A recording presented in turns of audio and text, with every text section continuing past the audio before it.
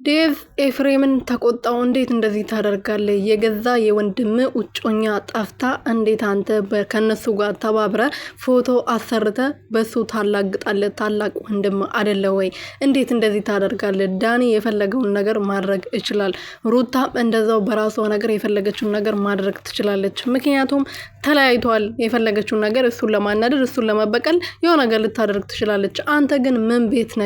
ከነሱ ጋር ተባብረ እንደውም እንደመፈለግ ከሱ ጋር ተባብረ ሄርሜላ እንድትገኝ ያቅምም እንደማድረግ እንዴት ከሱ ተቃራኒ ሆነ ወንድምን ለማናደድ ለማበሳጨት እንደዚህ ታደርጋለህ? በማለት ኤፍሬምን ተቆጥቶታል። ኤፍሬም ደግሞ አያገባኝም፣ አይመለከተኝም፣ መጀመሪያም አልወዳትም፣ አሁንም እሷን የምፈልግበት ምክንያት የለም፣ እኔ ሁሉ ጊዜ ከሩትዬ ጎን ነኝ፣ ከሩታ ጋር ነው መሆነው በማለት መልሶለታል። ኤፋዬ እንወዳለን፣ እናከብራለን፣ ክበር፣ በሄድክበት በተነሳበት ቦታ በሙሉ ንገስ ነው ምልክ። እኔ ሌላ ምንም ነገር የለም፣ አንተም እንዳትለወጥ።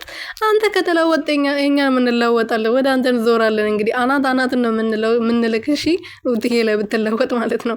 ሰላም ቤተሰብ እንዴት ናችሁ? ደህና ናችሁ ወይ? እኔ ያለው ሰላም ፈጣሪ የተመሰገነው። በያላችሁበት ሰላማችሁ ብዙ ትርፍርፍ ይበልልኝ። እንግዲህ ዴቭ የሚባለው መጀመሪያ ወድጄው ነበረ፣ ደግሞ አሁን ልጠላው ነው። የምር ልጠላው ነው።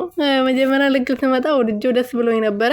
ምክንያቱም ከሩትዬ ጎን ስለነበረ ሩትዬን በተረጋጋ ሁኔታ እሱ እንዴት እንዳለፈ እንዴት ትዳር ምን እንደሆነ እያስተማራቸው ነበር እና እሱም ትዳር ይዞ ልጅ ስላለው እንደዚህ ነው፣ ልጅ አባትና እናት አብሮ እንዲሆኑ ይፈልጋል፣ የእናትና የአባት ፍቅር ያስፈልጓል በማለት ብዙ ሲመክራቸው ሲዘክራቸው ነበረ። ዛሬ ደግሞ ሄርሜላን ተቀብሎ ሄርሜላ የአብርሃም ውጨኛ ምናምን። ከመቼ ውጨኛ ሆነች? እሷ ደግሞ ውጨኛ አይደለችም፣ ውሽማ ነች። ውሽማ በሚለው ቃል ብታስተካክልን ደስ ይለናል። ደግሞ ኤፍሬምን እዛ ቆሻሻ ስራ ውስጥ ለማስገባት አትሞክር። አንተ እዛ ውስጥ ከገባክ ኤፍሬም ደግሞ አይገባም። ኤፍሬም ከናንተ በጣም ትልቅ ሰውና የተማረ ሰው፣ በአይምሮ ይበሰል፣ በእድሜ ሳይሆን በአይምሮ የበሰለ ሰው ነውና እንዳንተ እንዲሆን አትጠብቅ።